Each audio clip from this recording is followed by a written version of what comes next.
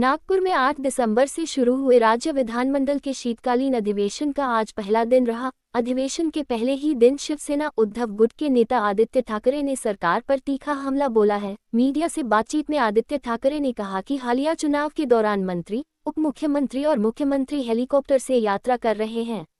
उन्होंने सवाल उठाया कि हेलीकॉप्टर से लाए जा रहे बड़े बड़े बैगों में आखिर क्या है और क्या उसमें आनंद का शिधा बांटा जा रहा है। उन्होंने कहा कि इस पूरे मामले का सच हमें भी पता चलना चाहिए। आदित्य ठाकरे ने ये भी कहा कि जब हम विमान से यात्रा करते हैं तो हमारे बैग छोटे होते हैं और उनकी पूरी जांच होती है। ऐसे में सत्ता में बैठे लोगों के हेलीकॉप्टर और उसमें लाए जा रहे बैग सवालों के घेरे में हैं। आर्थिक मुद्दों पर सरकार को घेरते हुए आदित्य ठाकरे ने कहा कि देश में रुपये की स्थिति सबसे खराब है।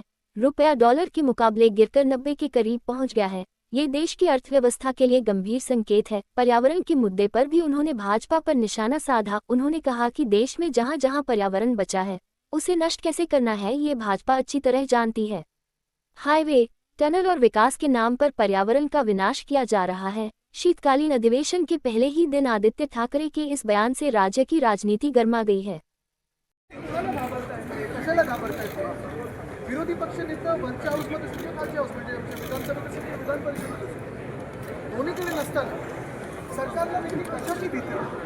बरं असं झालेलं आहे की सरकारमध्येच दोन विरोधी पक्ष नेते तयार होत नाहीत ना, असा देखील प्रश्न कदाचित मुख्यमंत्र्यांना पडला असेल आणि म्हणून कुठच्याही बदल झालेला आहे विरोधी पक्षाच्या प्रस्तावाच्या ह्याच्यात या अफवांवर विश्वास ठेवू नका। कोणी बातमी पेरलेली आहे, कधी पेरलेली आहे, कुठच्या माणसाने पेरलेली आहे सगळं माहिती। पण एक लक्षात घ्या तुम्ही, जे आमच्या कानावर येतं की सत्ताधारी जे पाक आहेत, एक पक्ष दोन गट असे जे आहेत त्याच्यातून एका गटामधून 22 आमदार मुख्यमंत्र्यांच्या हाती लागलेले आहेत। जर तुम्ही गेल्या एका वर्षाचा अभ्यास केला तर त्यांची कामं असतील, त्यांना फंड असेल, चांगलं मिळालेलं आहे आणि उठ सांगितलं उठ, बस सांगितलं बस, उडी मार सांगितलं तर उडी मार, असं ते आता मुख्यमंत्र्यांच्या इशाऱ्यावर नाचलं। नेमकं कोणी याच्यातून धसका घ्यायचा हे ज्यांनी बातमी पेरली आहे आदित्यजी काल देवेंद्र फडणवीस यांनी उद्धवजींवर टीका केली होती, उपासात्मक होती की इंडिगो क्रायसिसमध्ये उद्धव ठाकरे, तुम्हाला माहिती असेल की इंडिगो विमानात जात नाही, चार्टर्डनी येतात आणि आज भाजपचे आमदार प्रसाद लाड आणि चित्रा वाघ आणि प्रवीण दरेकर हे चार्टर्ड विमानाने आले, ते ट्विटसुद्धा त्यांनी केलं, मग ते डिलीट करायला लागलं। मला वाटतं काल फडणवीस साहेबांनी जी टीका उद्धव साहेबांवर केलेली आहे ह्याच्यात 2-3 गोष्टी महत्त्वाच्या पाहण्यासारख्या। पहिली गोष्ट म्हणजे कशासाठी ही टीका केली, जे इंडिगोचे पूर्ण घोळ झालेला आहे तिकडच्या सगळ्या पॅसेंजर्सची थट्टे उडवण्यासाठी केली का, त्याच्यावर लक्ष विचलित करण्यासाठी केली का, केंद्र सरकार किंवा भाजपचं केंद्र सरकारला प्रश्न विचारू नये म्हणून केली का, हा सगळं एक वेगळी गोष्ट झाली। पण काल स्वतः मुख्यमंत्री हे चार्टर्ड प्लेनने आले, त्यांचं विमान 2दा मुंबईला गेलं, इतर मंत्र्यांना आणलं, दोन्ही उपमुख्यमंत्री चार्टर्ड प्लेनने आले, आज काही भाजपचे आमदार चार्टर्ड प्लेनने आले। पण ह्याहूनही पुढे जाऊन मी तुम्हाला सांगतो, विधानसभेच्या प्रचाराचं तर वेगळंच, आत्ता सगळ्याच्या नगरपंचायत आणि बाकीच्या निवडणुका चालू आहे, तेव्हा एक मुख्यमंत्री आणि 2 इल्लिगल उपमुख्यमंत्री म्हणजे पद ग्राह्य पकडू शकत नाही, हे कुठच्या हेलिकॉप्टरने फिरतात की इंडिगोने फिरतात, स्पाइस जेटने फिरतात, एसटी पकडून फिरतात, गाडीने तरी फिरतात का? एक उपमुख्यमंत्री तरी असे आहेत जे गद्दार आहेत, त्यांच्या गावी जायला रस्ते नाही आहेत, 2-2 हेलिकॉप्टर जातात। तसंच पाहायला गेलं तर आत्ताच्या निवडणुकांमध्ये हे हेलिकॉप्टर घेऊन मंत्री उपमुख्यमंत्री मुख्यमंत्री फिरत आहेत, त्या हेलिकॉप्टरमधून ज्या बॅगा येत आहेत त्याच्यातून कुठच्या आनंदाचा शिधा वाटला जातो हे देखील आम्हाला कळावं, कारण आम्ही ज्या विमानातून आलो आमच्या बॅगा तशा काही एवढ्या मोठ्या नव्हत्या।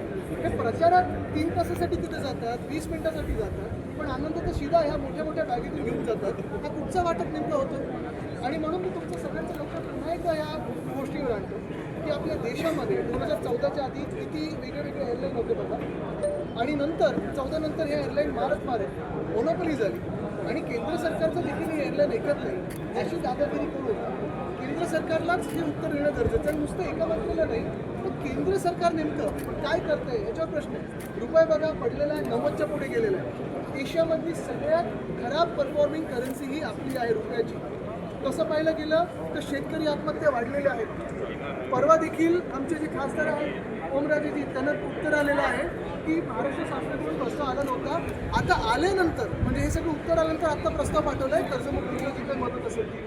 म्हणजे एका बाजूला साफ लोकांबरोबर खोटं बोलायचं आणि दुसऱ्या बाजूला थट्टा करून लोकांचं लक्ष विचलित करायचं ही त्यांची प्रवृत्ती. काय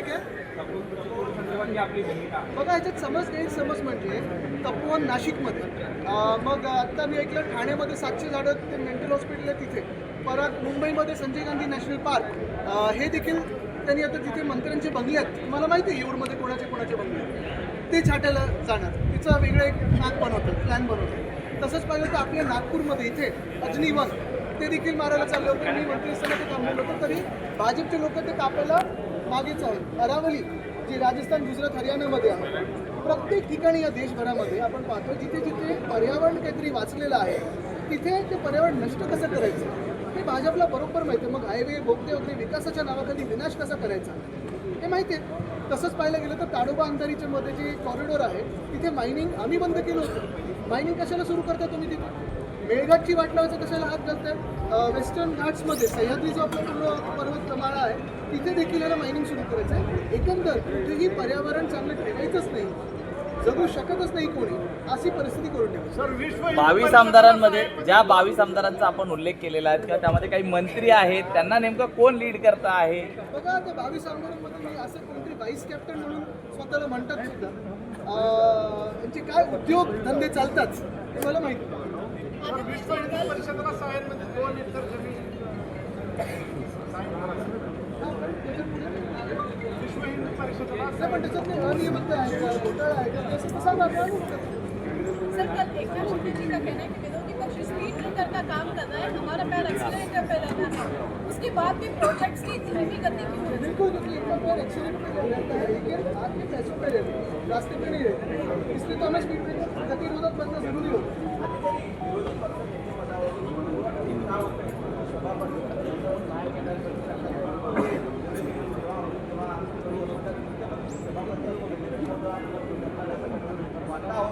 आता तुम्ही टोलवाटोलीचा विषय घेतला आहे, पण यांचं जे काही टोलवाटोलवी चालते ते थांबवण्यासाठी त्यांना आम्ही थांबू अशी किती वाटतं?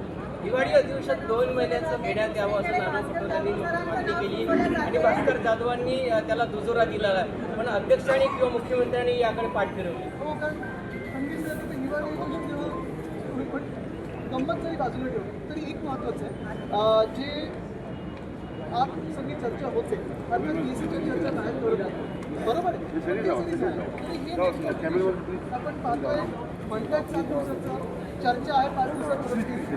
तसं पाहिलं गेलं तर सगळ्यात मोठं जे कामकाज आहे ते सप्लिमेंटरी पण नेमकं काय नक्की चर्चेमध्ये आहे?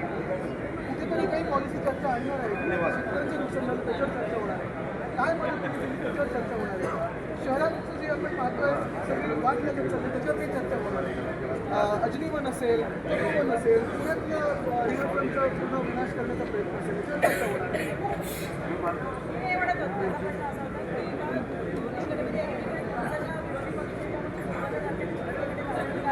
बिलकुल नाही, कुठेही गमत नाही आहे. आम्ही जे नाव पहिले सुचवलेलं आहे तेच आहे.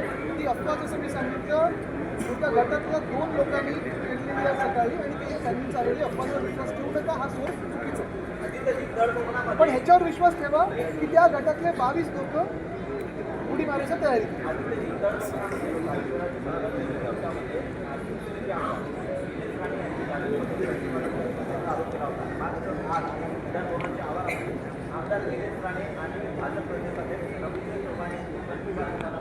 बघा, मी त्यांच्या अंतर्गत विषयावर बोलणार नाही, पण शिवसेना ही एकच आहे आणि शिवसेना उद्धव बाळासाहेब ठाकरे पक्ष हा एकच आहे. बाकीचा मिंडेगत पद्धत त्यांना शिवसेना बोलणी होते, त्यांनी सगळं चोरलेलं. काय सांगेल म्हणजे ह्यांनी आता जाऊन शेतकऱ्यांमध्ये बोललं पाहिजे की जे त्यांनी निवडणुकीच्या आधी वचनं दिली होती तरी पूर्ण करणार. आपल्याला आठवत असेल इकडच्याच अधिवेशनात उद्धव साहेबांनी मुख्यमंत्री झाल्या कुठेही निवडणुका समोर नजरेत नसताना देखील शेतकऱ्यांसाठी कर्जमुक्ती ही जाहीर केली. कर्जमाफी पण आम्ही बोलत नाही, मुक्त बोलतो आम्ही, माफ गुन्हेगाराला करतो. पण हेच सरकार, भाजपचं सरकार आणि सोबत 2 जे गट आले ते आता थट्टा उडवतात शेतकऱ्यांच्या सगळ्यांना. धन्यवाद.